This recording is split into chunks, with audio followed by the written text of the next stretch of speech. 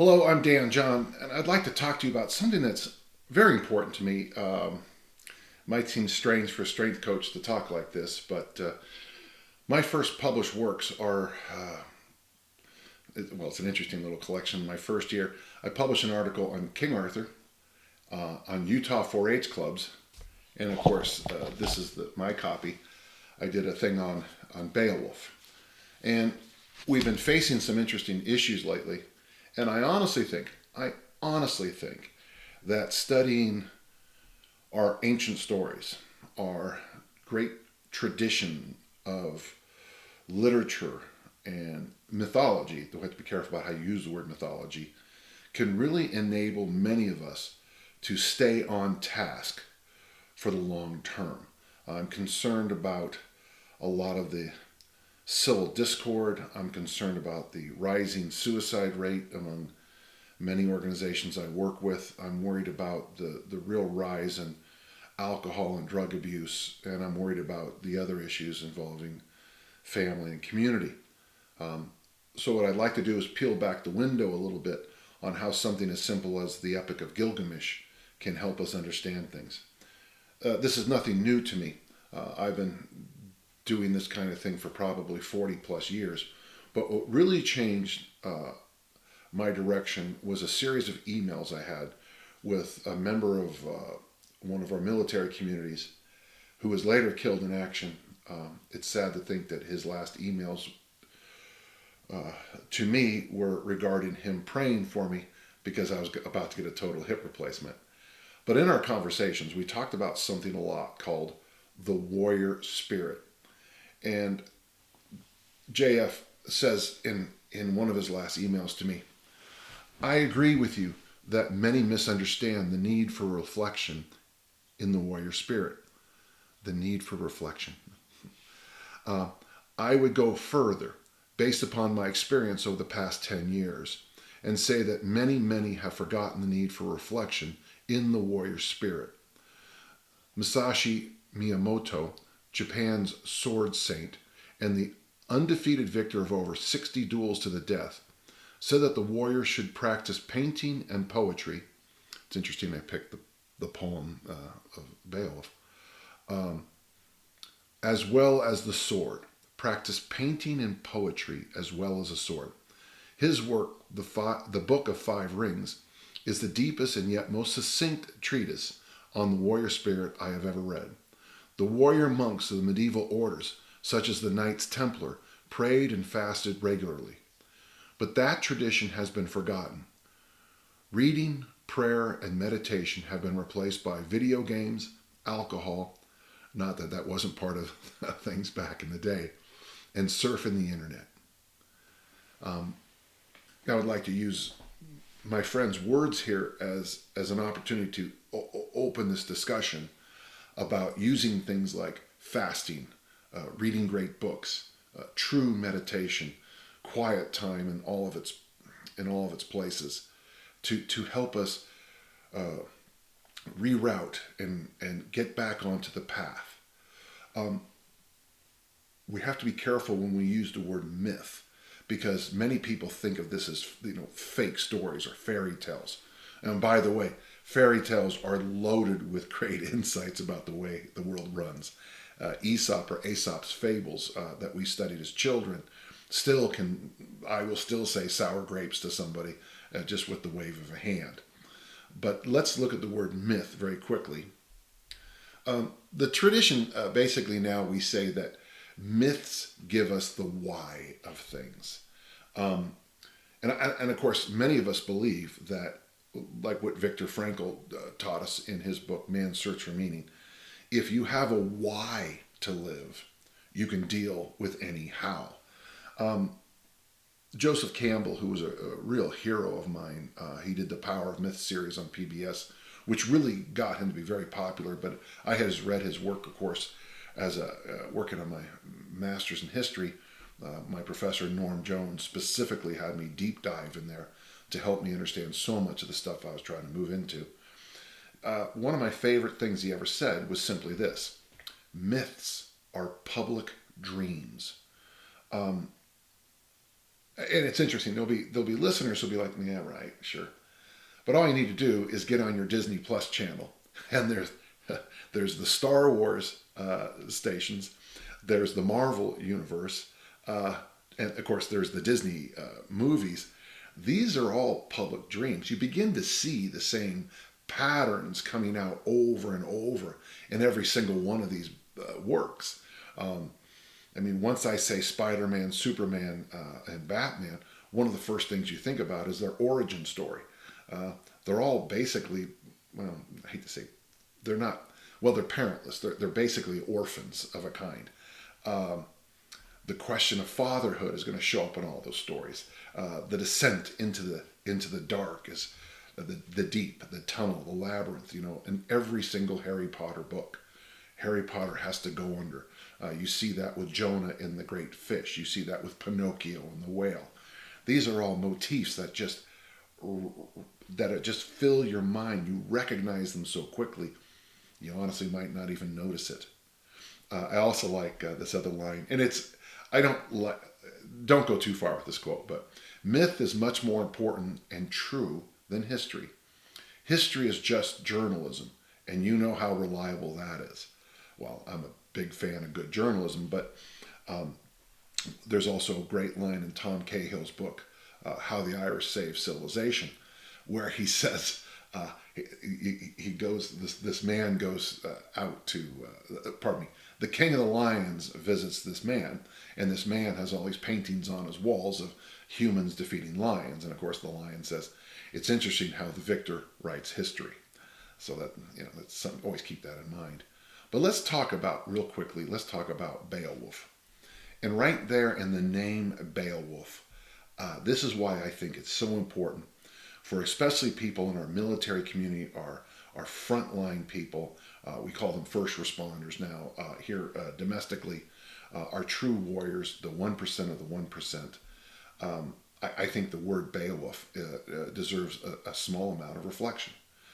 The word basically means bee and wolf. Now, some argued earlier that actually it shouldn't be bear, but the word Bjorn had been around much older than this word. Many of us now think that it's simply he is Beowulf. But when you look at the words, when you look at what you think about bee, the first thing I have up there is bees work together. They send scouts out, they come back. If a hornet comes in a nest, the bees give up their own lives to cover the hornet and heat it to death.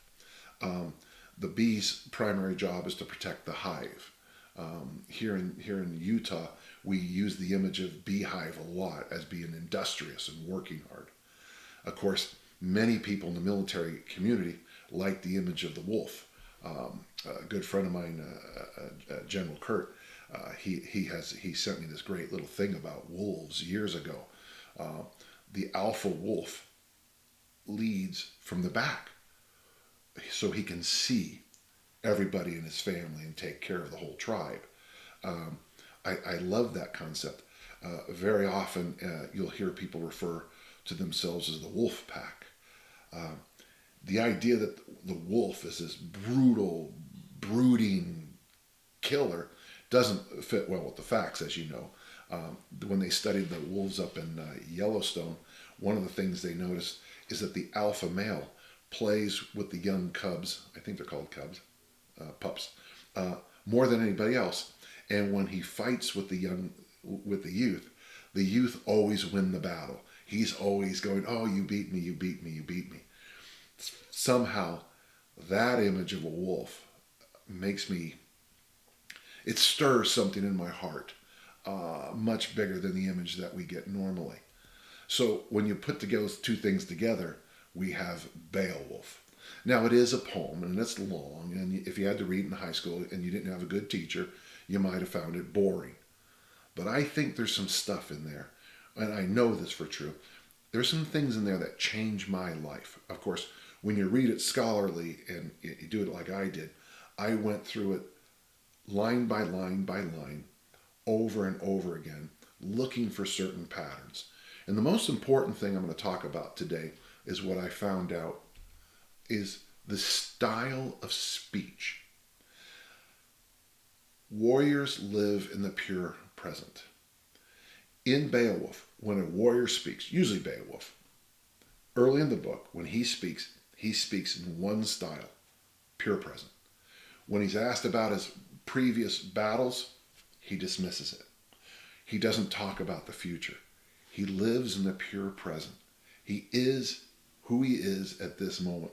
I used to explain this to my students, and tomorrow is the Battle of the Seven Kingdoms, and it's 8 o'clock at night, and somebody shows up, some attractive person shows up at your door with 2 big steins of beer and some other people, and they say, do you want to go party?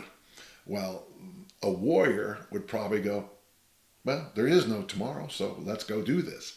And we would joke about this, but there's some truth to it. One of the reasons I think athletes sometimes can communicate so well with warriors is that athletes live in the pure present. You are your number that day. If you're a discus thrower and you throw 56 meters and you lose to somebody who's just as good as you threw 57, you lost. Even though you might have thrown 65 meters before, you lost. I often think that movie stars sometimes, in this one area, but artists generally live in the pure present. As good as the recordings of an individual might have been, if you find out that they were a pedophile or some horrid person, instantly that whole body of music gets washed to the side. I'm thinking of a famous comedian from my youth that when I reference how much we enjoyed this comedian's comedy albums, everybody just goes, ah, and they look at me like I'm a horrible person because I like this person's comedy albums from the 1960s. Athletes, I think entertainers, I think the elderly tend to learn this lesson too. I often thought children also know this lesson. They live in the pure present. And that's great for warriors. But that's real hard when you're brought home and you have to worry about the washing machine and the hot water heater and the broken sprinkler. That changes things. Beowulf gives us an insight here in the way that kings speak. In Beowulf, kings speak in a very interesting way. Past, present, future. One of the greatest king speeches of all time is, of course, Abraham Lincoln's Gettysburg Address. 77 years ago, we are here today. Future generations will forget what we said. Past, present, future. I think one of the things we need to consider is transforming our warriors into kings. And perhaps we can use myths to do this. Perhaps we can use other things. But I think just highlighting that was a big key in my life as an athlete, that I needed to start thinking more like a king. Past, present, future. To help myself move through the transitions of my athletic career. I also use this to talk about dieting. I also use this to talk about exercise. There are warrior diets. In fact, there's one called the warrior diet where you eat just one time a day. I did a diet one time called the velocity diet. That's just 6 protein shakes a day. When you're doing a diet like that, every single moment you are alive fighting the good fight. So let's move on and see a few other ways that this story can help us. Just a small thing, and this is important to think about. One of the problems we have is in our collective myth about war, we forget sometimes the reality. I note there why my dad didn't like Hogan's Heroes. Hogan's Heroes was a 1960s situation comedy that involved a Nazi concentration camp. And people of my dad's age struggled with the sentence I just said. I just said a concentration camp, Nazi concentration camp, and situation comedy. Those 2 phrases did not work well with my father and my uncles and all those great people, male and female, the greatest generation. So sometimes we have to be careful because we lose our collective myth, our collective truth over time. A couple of things I want to bring to task here. The first is very simple. In almost every story of the great Western tradition, the hero is an orphan. You see that clearly with Harry Potter. I'm not sure, well, certainly King Arthur never knows. In fact, that's why King Arthur gets in trouble. He's raised by Sir Ector. Spider-Man, Batman, Superman. Boy, you can throw in Jesus of Nazareth here with the question of parenthood. You got Moses. We can just sit here all day and come up with example after example after example here. It is the motif. Now, there's a reason why that's so important. Carl Jung talked about this. And if we have an orphan as our hero, then the whole community adopts him. And one of the reasons I think this is important is we want to adopt the heroes. We want to adopt them. But one of the tasks of the hero is being anonymous. Any of us can be the hero. Harry Potter is not the strongest man in the books. Spider-Man, in one of the great line in one of the movies, he's just a kid. So one of my concerns has been this way for a while, is that many of our former military, for example, will invent an exercise equipment and then invented by former military this. Or sunglasses or a windscreen or this or that. Or the joke we often make is I think they're teaching literature in some of our development camps because we're sure knocking out a lot of books. And the downside of people writing books, well, for one thing, it certainly gives our tactics to people who we probably don't want our taxes to be known to. But it also gets away this concept that really has been one of the real pillars, the quiet professional. If you read Beowulf, and when he's asked to boast, he can't boast. Beowulf is the quiet professional. He's also an orphan.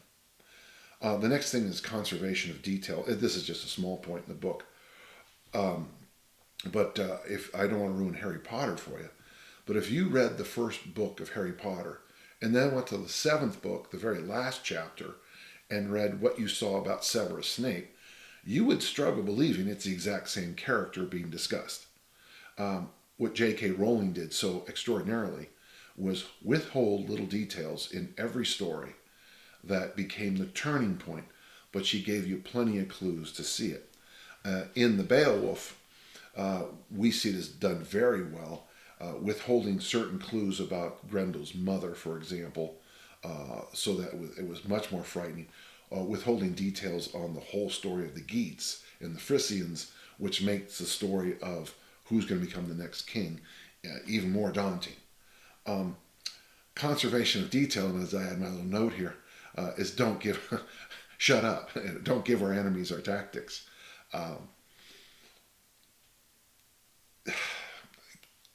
The quiet professional.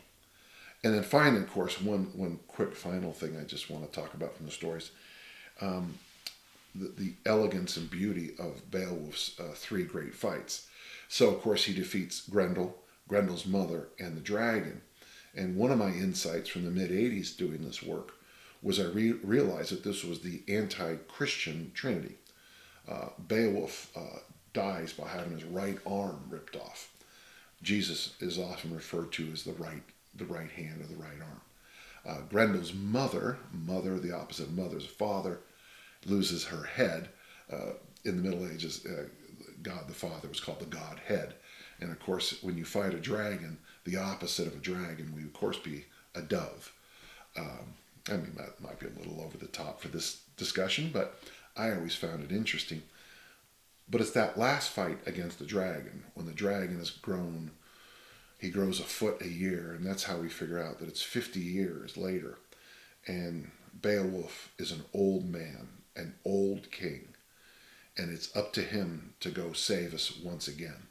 And he makes a promise, he says basically, I'm either going to get the dragon's gold and just like in the J.R.R. Tolkien stuff, the dragons hoard things they can't use. Or I'm going to win eternal fame.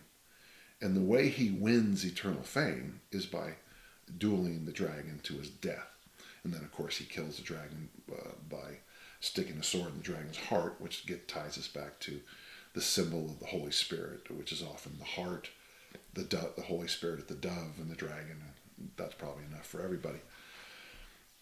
When you look at those three great fights, Beowulf clearly outclasses Grendel's mother, and Grendel it's a good fight, but Beowulf is clearly superior. In the fight against the dragon, as he drags his sword into battle, he is an old man, an old king, and he wins eternal fame by doing what he has to do. As we finish here, I just want to talk about something very simple. Another quote from Joseph Campbell. As you proceed through life, following your own path, birds will shit on you. Don't bother to brush it off. Getting a comedic view of your situation gives you a spiritual distance. Having a sense of humor saves you. I think having a sense of humor, talking about myths, revisiting these stories, discussing meditation, discussing reading great books, I think that can be part of our package to help people who struggle as they go through that transition from warrior to king. I hope this was helpful. Thank you.